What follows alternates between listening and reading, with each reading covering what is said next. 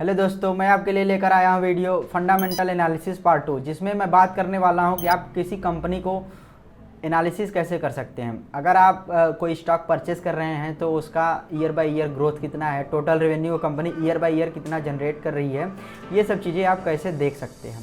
पिछले वीडियो में मैंने कवर किया था ये सारे टॉपिक्स, लेकिन सिर्फ उसमें ओवरव्यू दिया था। अगर आप मेरा पिछला वीडियो नहीं देखे हैं तो प्लीज़ उस वीडियो को ज़रूर देखें इस वीडियो को देखने से पहले।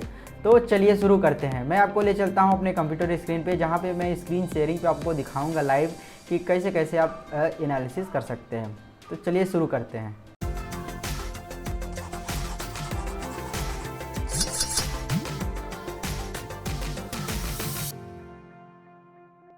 सबसे पहले मैं ये स्क्रीनर वेबसाइट खोल लेता हूं, जहां पर आप किसी भी स्टॉक का एनालिसिस कर सकते हैं। यहां आप देख सकते हैं कि large cap, mid cap, small cap, तीन टाइप की कंपनीज शो हो रही हैं, जो कि मैंने पिछले वीडियो में भी अपने कवर किया था कि तीन टाइप की कंपनीज होती हैं। तो मैं जो एनालिसिस करने वाला हूं वो एक लार्ज कैप कंपनीज का एनालिसिस करके आपको दिखाऊंगा और दो स्मॉल कैप, जिसके बेसिस पे आप ये डिसाइड कर सकते हैं कि आपको स्टॉक परचेस करना है या नहीं करना है। तो सबसे पहले मैं ले लेता हूँ लार्ज कैप कंपनी में ये हिंदुस्तान यूनिलीवर लिमिटेड। ये एक एफएमसीजी कंपनी है, बहुत ही अच्छी कंपनी है इसका। तो मैं सिर्फ आपको एनालिसिस करके दिखा रहा हूँ कि कैसे करते हैं। ओवरव्यू में पहले तो आपको चार्ट देखना नहीं है, प्राइस नहीं देखना है कितना है। सबसे पहले हम फाइनेंशियल्स में आ जाते हैं। फाइनेंशियल में इनकम पे क्लिक करने के बाद आपको जो देखना है वो है total revenue of the company and net income.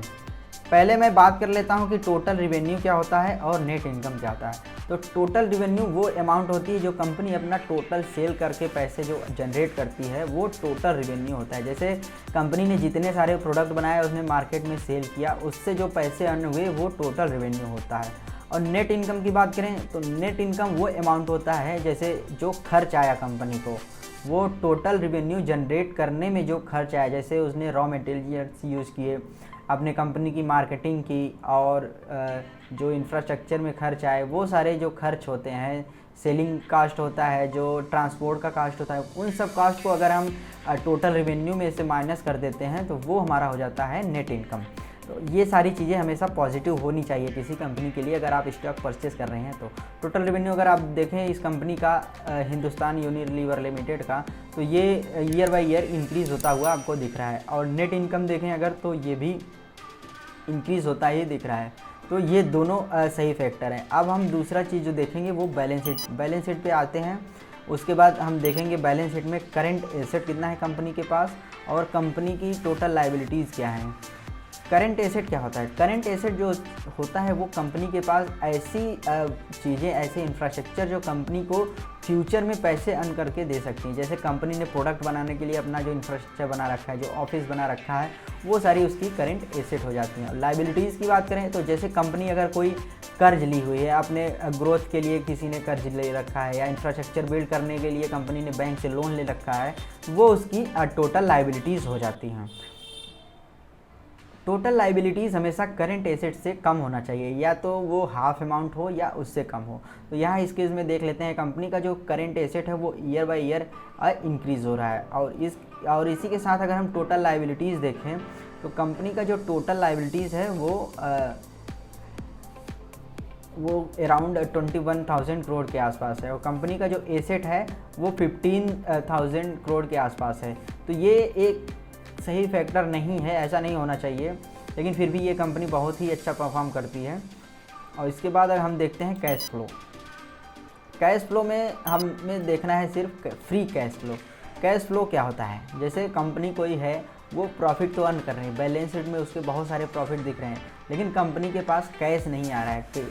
जैसे एग्जांपल ले ले, आपने किसी दुकान पे गए और सामान खरीदे, आपने पैसे लिखवा दिया, तो एक हिसाब से देखें तो उस दुकान वाले ने तो सामान बेचा, उसको प्रॉफिट हुआ, उसने अपने नोट में बना लिया, लेकिन क्या कैश रिसीव हुआ दुकान वाले को? नहीं, उसने उधार कर दिया, या उसके बदले ये बोला मैंने आपका ये काम कर देना है। तो ये चीज़ होती है। तो फ्री कैश फ्लो बढ़ते रहना ज़रूरी है। तो कंपनी का अगर फ्री कैश फ्लो देखें तो ये एक बहुत ही अच्छा दिख रहा है, ये ईयर बाय ईयर इंक्रीज़ हो रहा है और ये निगेटिव में भी नहीं है। इसके बाद हम देख लेते हैं ओवरव्यू में हमें क्या देखना है कि 5 ईयर का चार्ट जो कि ग्रोथ दिखाता है कंपनी का। ये 1 डे का चार्ट है, ये नहीं देखना है, हमें 5 ईयर का चार्ट देखना है।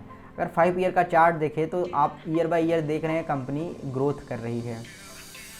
इसमें ये बीच के जो डाउनफॉल है उसको इग्नोर करते हैं, क्योंकि हम यहाँ लॉन्ग टर्म के लिए एनालिसिस कर रहे हैं।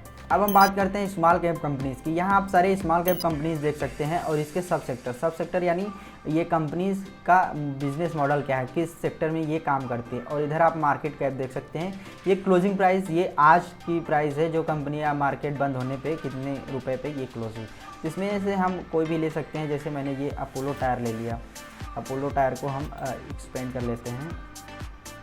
हमें सबसे पहले प्राइस चार्ट नहीं देखना है, सीधे हम फाइनेंशियल्स में आते हैं। फाइनेंशियल में हमें जो देखना है वो है सबसे पहले इनकम में टोटल रेवेन्यू और नेट इनकम, क्योंकि हम बेसिक एनालिसिस कर रहे हैं इसलिए हम इतनी सारी चीज़ें देखते हैं। अगर आप और भी डिटेल्स जानना चाहते हैं और भी डिटेल में ये EBITDA क्या होता है, PBIT क्या होता है, इन सब चीज़ों का भी अगर आप एक्सप्लेनेशन चाहते हैं तो आप कमेंट करके हमें ज़रूर बताएँ, मैं इस पर एक अलग से वीडियो ज़रूर बना दूँगा। तो टोटल रिवेन्यू आप देख सकते हैं इस कंपनी का ईयर बाय ईयर ये ग्रोथ में ही है, पॉजिटिव दिख रहा है। नेट इनकम अगर आप देख रहे होंगे तो ये भी एक इसका पॉजिटिव में है और इसमें थोड़ा डाउनफॉल है, लेकिन ये इसने लास्ट में कवर कर रखा हुआ है। तो नेट इनकम भी एक तरीके से सही है इसकी।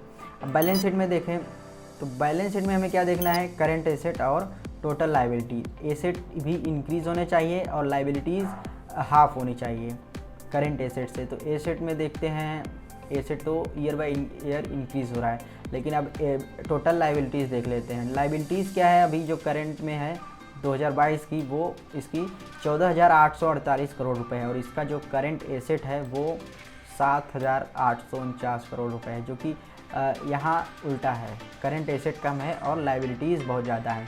तो इसलिए यहाँ ये एक राइट सिग्नल नहीं है, ये बेहतर ऑप्शन नहीं है सिलेक्ट करने के लिए। कैश फ्लो में अगर हम देखें तो फ्री कैश फ्लो कंपनी ने 2019 में नुकसान करा, 2020 में भी लॉस किया, 2021 में इसने कब पैसे कमाए कैश में और 2022 में भी कम। तो यहाँ भी ये अच्छा सिग्नल नहीं दिख रहा है। तो इस वजह से अब हम देखते हैं इसका ओवरव्यू चार्ट। तो ये 1 डे का चार्ट है, मैं 5 ईयर का चार्ट ओपन कर लेता हूँ। 5 ईयर का चार्ट अगर आप देखें तो आप पूरा रेड ही देख रहे हैं। ये 2017 से दिखा रहा है, 18, 19, 20, 21, 22। तो 2017 से अगर आप देखें तो ये टोटल रेड में है। सबसे पहले इसकी जो प्राइस थी 259 थी और अभी ये 252 है। तो आप एवरेज देखें तो ये 5 ईयर का सिर्फ 5 ईयर में भी इसने लॉस ही दिया है। तो एक तरीके से ये बहुत ही अच्छा ऑप्शन नहीं है आपको इसे पिक करने के लिए। अब हम दूसरे किसी कंपनी की बात कर लेते हैं, जैसे मैंने बात कर लिया KPIT बात कर लेते हैं। ये एक टेक्नोलॉजी कंपनी है। ये मैंने फाइनेंशियल्स इसके खोल लिए हैं।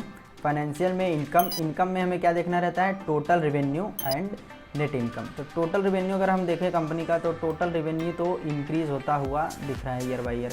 और नेट इनकम की बात करें तो नेट इनकम भी इसकी देख सकते हैं आप 54, 147, 146, 274 ये भी इंक्रीज़ हो रहा है। तो यहाँ ग्रीन सिग्नल है परचेस करने के लिए। दूसरा बैलेंस शीट की बात करें तो बैलेंस शीट में हम करंट एसेट देखते हैं, टोटल लायबिलिटी। तो करंट एसेट अगर आप देखें तो कंपनी का ये भी ग्रोथ में है। ये 123, 113, 295, 15, 14 ये करोड़ में होता है हमेशा। और लायबिलिटीज़ देखें तो लायबिलिटीज़ इसकी जो है वो आप यहाँ देख सकते हैं, ये एसेट्स इसके 1514 करोड़ है, लायबिलिटीज़ 1000 करोड़ के आसपास है।